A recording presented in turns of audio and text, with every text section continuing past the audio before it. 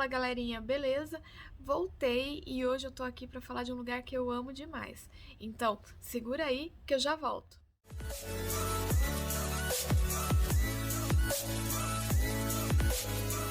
Então, gente, voltei e hoje eu tô aqui pra falar finalmente sobre a primeira vez que eu estive na Irlandinha.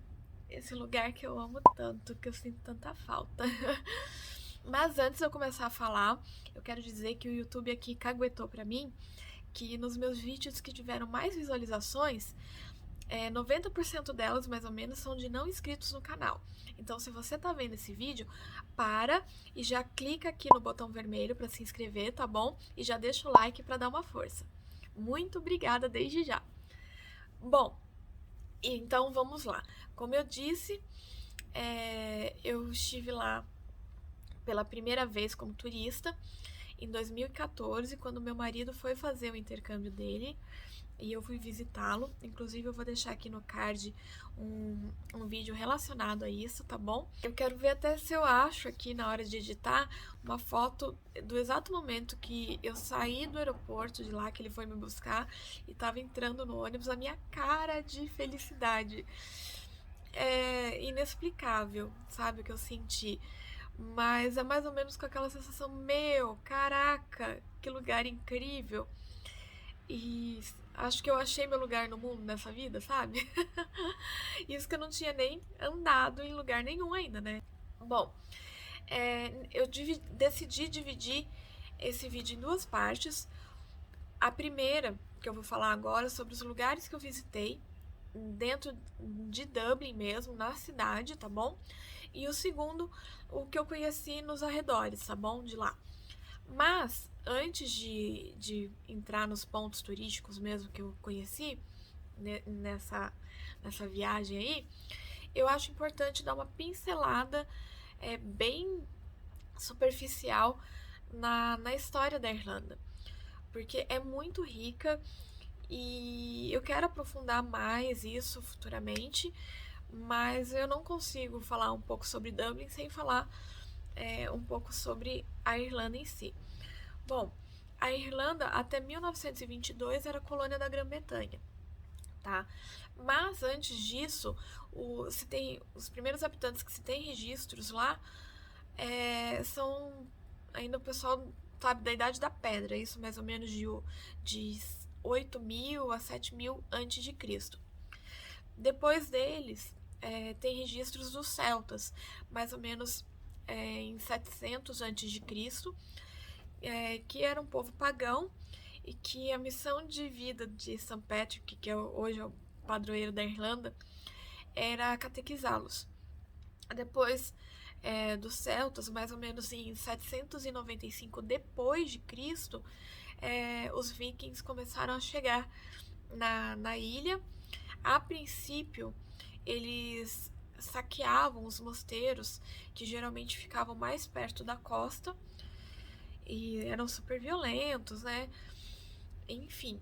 E depois eles começaram a ir mais pro interior da ilha e dominar tudo e tomá-la dos celtas. Bom, eles se mantiveram no poder mais ou menos até o século X, que aí eles começaram a se integrar na sociedade por meio de casamentos com o povo local, tal, e eles contribuíram muito para a cultura da cidade, mesmo com toda a violência que os cercavam, todas aquelas barbaridades que a gente vê nas séries, sabe, pela história. Bom, como eu falei, eu queria falar muito mais, mas enfim, não vou me alongar muito agora e vou começar a falar sobre Dublin em si, que foi onde estive. Dublin, de acordo com o censo de 2016, tem mais ou menos 544 mil habitantes. É mais ou menos o tamanho de Campinas, aqui em São Paulo. E a Irlanda inteira, de acordo com o censo de 2019, estava beirando os 5 milhões de habitantes na época. Né? Então, sei lá, é bem pequenininho. Você consegue atravessar o país de ponta a ponta em 2 horas e meia, 3 horas. Bom, o primeiro ponto que eu quero contar para vocês que eu estive é o Stephen's Green Park, que é um parque urbano localizado no final de uma das principais ruas comerciais de Dublin, que é a Grafton Street, que inclusive é onde o Bono Vox do YouTube costuma ir todo Natal, dar uma palhinha lá, como fazem os buskers. Para quem não sabe, os buskers são as pessoas que tocam, que cantam no meio da rua, e se você gosta e tá passando por lá, você vai lá e deixa sua contribuição. Lá na Irlanda, não sei se em Dublin só, deve ser na Irlanda inteira, né? Mas eles são regulamentados, eles têm uma licença da prefeitura que fala os horários que eles podem tocar, a rua certinha, tem seu cantinho certinho, não é bagunçado não. E é uma delícia, bem legal. Bom, mas voltando ao parque, ele é um dos patrimônios públicos mais antigos de Dublin. Em 1664, mais ou menos, ele foi todo murado à sua volta e foram construídas residências top, assim, que passou a ser de propriedade da alta sociedade de Dublin. Em 1814, o muro foi substituído por uma cerca, porém o acesso ao parque passou a ser exclusivo dos moradores do local. O acesso livre ao parque só foi retomado em 1877 por ordem do parlamento e por iniciativa de Arthur Guinness, que vou falar mais pra frente sobre ele um pouquinho. O Stephen's Green é uma delícia, gente. Ele é super aconchegante, super bem cuidado. Pelo menos quando eu fui, estava super bem cuidado. No auge da primavera e do verão, deu um solzinho, os parques lotam, não só Stephen's Green, mas todos os parques da Irlanda, porque sol lá é uma coisa meio rara. A Irlanda é um país que tipicamente ele chove muito e tem um tempinho mais carrancudo, mais nublado. Então, quando sai o sol, o povo aproveita para fazer piquenique, para tomar um solzinho estirado lá na grama do parque, que inclusive são gramas que não coçam, tá? Que é uma grama especial. E o pessoal aproveita muito. Em frente ao parque tem o Stephen's Green Shopping, que a estrutura é bem legal. Ela é toda, parece que toda feita de vidro, sabe? Transparente. E aí dá pra ver o alicerce, tipo, parece tudo arame, assim, sabe? Que sustenta o shopping. É bem legal. Vou ver se eu coloco a foto aqui também pra vocês. E aproveitando que eu tô falando de parque, um outro parque que eu conheci em 2014 foi o Phoenix Park, que, gente, ele é o maior parque da Europa. Meu, é tido como parque urbano também, né? Porque ele fica dentro da cidade, fica mais ou menos 3 quilômetros do centro de Dublin. E ele tem uma área de 172 hectares, é enorme, e uma circunferência de 16 quilômetros.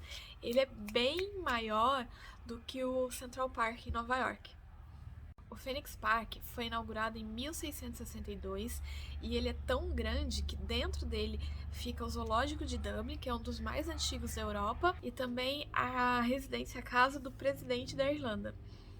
Nele também fica o maior obelisco da Europa, com 62 metros, que foi erguido em homenagem às vitórias de Duke Wellington, e também uma cruz enorme que foi construída em 1979, no local onde o Papa João Paulo II rezou uma missa. Além de ter o zoológico no Phoenix Park, você encontra muitos animais lá livres mesmo. Quando eu fui, eu vi um monte de esquilinho, coisa mais fofa, gente, incrível.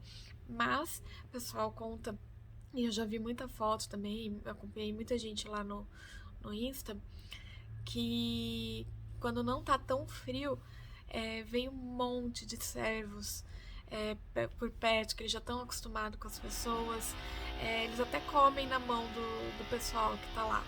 Bom, outro lugar que eu conheci também nessa viagem e que me encantou por conta de dois motivos. Um, da arquitetura e do tamanho, que é a Trinity College, que é a universidade mais antiga da Irlanda e com maior prestígio no país, e seu campus possui 190 mil metros quadrados.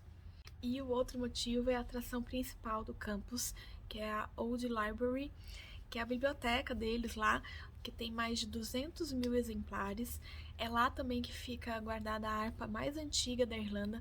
A harpa é um dos principais símbolos do país e também fica guardado o manuscrito do Book of Kells, que é um manuscrito riquíssimo, também conhecido como o Grande Evangeliário de São Columba, escrito por monges celtas, mais ou menos no ano de 800 depois de Cristo. E, gente, é muita história, é muito incrível. E ele é tido como um dos manuscritos mais suntuosos que até hoje restaram da Idade Média, embora ele não esteja completo, mas mesmo assim é fenomenal. E, além disso, é lá na biblioteca da Trinity College que foram gravadas cenas do Harry Potter, que quem ama, assim, que nem eu, tem que ir visitar. E, nossa, você vai achar o máximo estar lá dentro, você vai lembrar das cenas, é bem legal. E a visita foi paga, se eu não me engano, acho que foi 6 euros que eu paguei na época, eu não vou lembrar o certo, mas vale muito a pena. E por último, um dos principais passeios que eu fiz lá também foi na Guinness Storehouse, que é um passeio guiado pela fábrica da Guinness, tá? Para quem não sabe, a Guinness é a principal cerveja irlandesa, ela é escura e amarga. Eu confesso que eu não gostei. É muito amargo pro meu gosto. Mas o passeio pela fábrica é muito legal. E a história da cerveja é contada através de um passeio guiado pelo edifício da fábrica de 7 andares, é enorme. E você pode pegar um audioguide em diversos idiomas lá disponíveis para você escolher. E eles contam desde como são separados os ingredientes, é, todo o processo de fabricação, até a história dos mascotes deles lá. É bem legal. E uma curiosidade é que sim, o Guinness Book veio da fábrica da Guinness lá da Irlanda. A Guinness surgiu há mais de 250 anos, mais ou menos em 1759, quando o país atravessava uma fase muito difícil e foi até o que sustentou o país por um tempo, sabe? E até o final do século XVIII, a Guinness já era uma das maiores fabricantes de cerveja do mundo e hoje até hoje, a Guinness é uma das cervejas mais consumidas também. Um negócio que eu achei muito curioso é que logo no começo do passeio a gente vê o contrato original de arrendamento da fábrica, né, da Guinness, que foi assinado pelo Arthur Guinness, e que ele tem vigência de 9.000 anos. Inicialmente ele previa que o aluguel, o arrendamento, seria de 150 libras por ano só. Se esse contrato hoje foi revisto, eu não sei. Mas é bem curioso que lá atrás eles fizeram um contrato de arrendamento desse tempo todo de 9.000 anos por 150 libras o ano. No final do passeio, você aprende até a tirar uma pint perfeita de Guinness, com certificado e tudo, viu? Da serpentina lá. Eles te ensinam.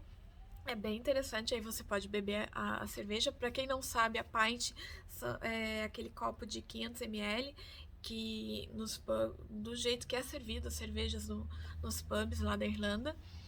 Então, para você deixar com a espuma certa, então eles te ensinam lá. E também você, no finalzinho mesmo, o último evento do passeio é a visita no bar que fica no alto do prédio e tudo a volta inteira dele é de parede de vidro. Então, como ele é no alto, dá uma vista incrível da cidade inteira. Na época, o tour custava 15 euros e o estudante pagava meia.